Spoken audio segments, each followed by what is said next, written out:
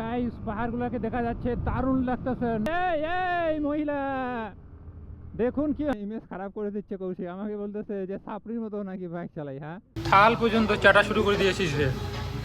আমরা এখন বাসের মধ্যে আছি আর বাসের মধ্যে হেলমেট নিয়ে আছি। ভাই 10,000 টাকা বিল উঠেছে আমার বাইক। ওই যে এখন কৌশিক টেস্ট ড্রাইভ, আমাদের ফেভারিট ফুচু ওখানে রয়েছে। ওই পাহাড়টাকে নতুন দেখতেছি, ওইটা তো আগে দেখিনি। হ্যাঁ কাঞ্চ Lions roaring in the morning sun, searching for a longer. চলে এসেছি রানীরহাট বাজারে। এদিকে আমরা চাংড়াবান্ধা দিতে পারবো, আর এটা দিয়ে আমরা ধূপগুড়ি তো যাচ্ছি। ধূপগুড়ি বাইকটাকে সার্ভিসিং করানোর জন্য।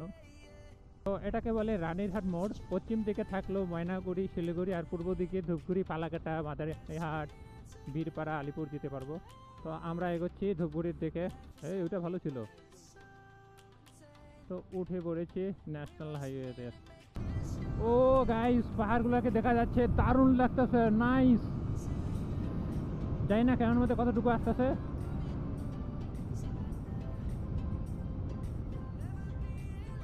তো এটা হলো জলঢাকা নদী। এই নদীতে অনেক বিশাল বড় বন্যা হয়েছে এই বছর।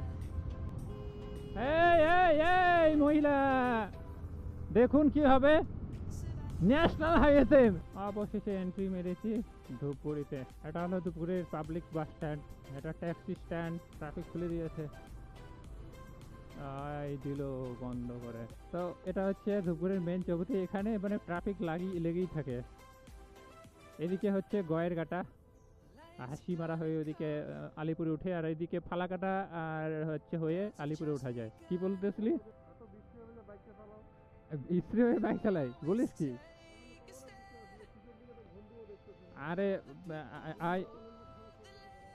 ও আমার এদিকে তাকাচ্ছিলাম, ওই তাহলে উঠে গেছে বুঝি। কালী পূজায় ধূপগুড়ি একেবারে জমজমাট থাকে। এটা STS ক্লাবের হচ্ছে প্যান্ডেল, এখনো খুলেনি আর কি। যখন আরেকবার এসেছিলাম বাইক সার্ভিসিং করতে, তখন শুরু করতেছিলে বানানো, আর এখন দ্বিতীয়বার আসতেছি, তো এখন ভাঙা দেখতেছি। অনেক বড় আর কি। তো চলে এসেছি আমাদের সার্ভিস। কেমন লাগতেছে? কেমন লাগতেছে? হ্যাঁ কখন আসছিলাম আর এখন কখন বাড়ি যাবে বল? তোমায় বলছিলাম না সকাল সকাল আসো। তা তোকে না বলেছিলাম যে তোর বাইকটা নেই, এতক্ষণ হয়তো আমরা ঘুরতে যেতে পারতাম। তো যাচ্ছি এখন বিরিয়ানি খেতে। চেক করে কোয়ালিটি চেক করে বল কেমন হয়েছে। দারুণ। থাল পর্যন্ত চাটা শুরু করে দিয়েছিস রে।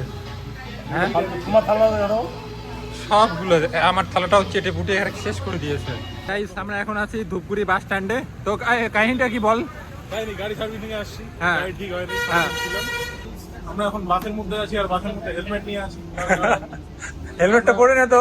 না কারণ আমরা এসেছিলাম বাইক সার্ভিসিং করতে সকাল কটা 11:30 হবে। 11টার সময় আমরা বাসের শোরুমে কাকুরবাই গেলাম সার্ভিস করার জন্য।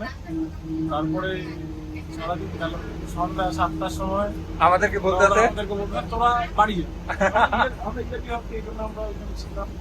তারপরে দাদারা সিরিয়াসলি বলতে বাড়ি যা। ধূপগুড়ি থেকে আমাদের বাড়ি জামালদা যাওয়া খুবই সমস্যা। কষ্ট করে একটা বাস পাওয়া গেল। বাসটা একেবারে ফাঁকা।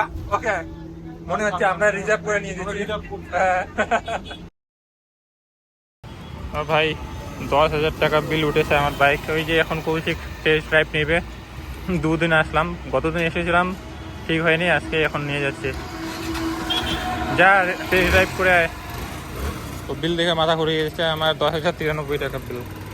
ও টেস্ট ড্রাইভ নিয়ে আসলো। কে সব কমপ্লিট? ওকে গাড়িটা সুন্দর হয়েছে এখন। সুন্দর হয়েছে। কতবার সার্ভিসিং করলাম, কত 4,000 টাকা লাগছিল, এবার 10,000 টাকা। ওয়াও।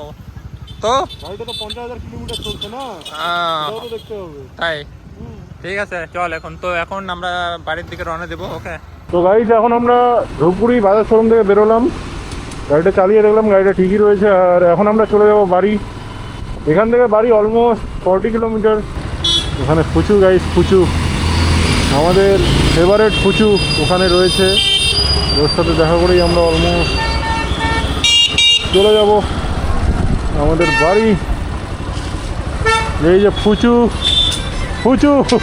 তো ফাইনালি বন্ধুদের সাথে দেখা করে এখন বেরিয়ে পড়লাম।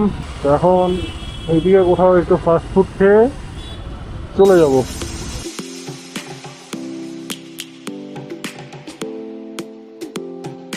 গাইস অনেক তামঝাম করে অবশেষে বাইকটা হাতে পেয়েছি, গ্রামের বাড়ি থেকে বেরিয়ে পড়তেছি।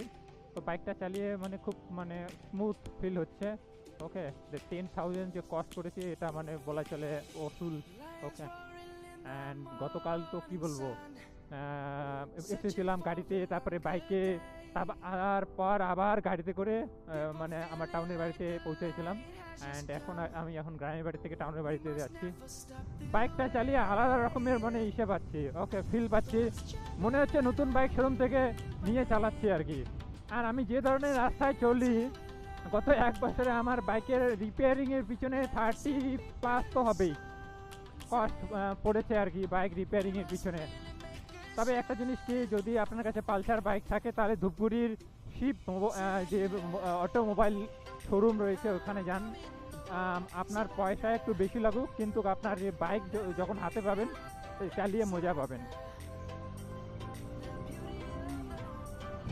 ওয়াও, অসম অসম, মজা লাগতেছে। বাইকটা এর আগেও 100+ ভাগতো, বাট আগে মানে স্মুথনেসটা ছিল না, এখন যেটা স্মুথনেস বা পিক আপ বা থটলটা রয়েছে বাইকের মধ্যে, বাইকটার মধ্যে ইনিশিয়াল যে পাওয়ারটা সেটার মধ্যে দারুণ পাচ্ছি। হালকা হালকা ফগ, বাট ঠান্ডার জন্য কিছু পড়ি নাই, শুধু শার্ট দেখুন।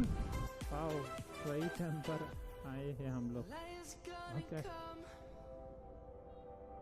তো অবশেষে গাইস আমি আমার টাউনে পৌঁছে গিয়েছি। আর কি বলবো, এই ব্লগটা এখানে এন্ড করে দিচ্ছি। তাহলে ভালো থাকুন, সুস্থ থাকুন, অ্যান্ড বাই।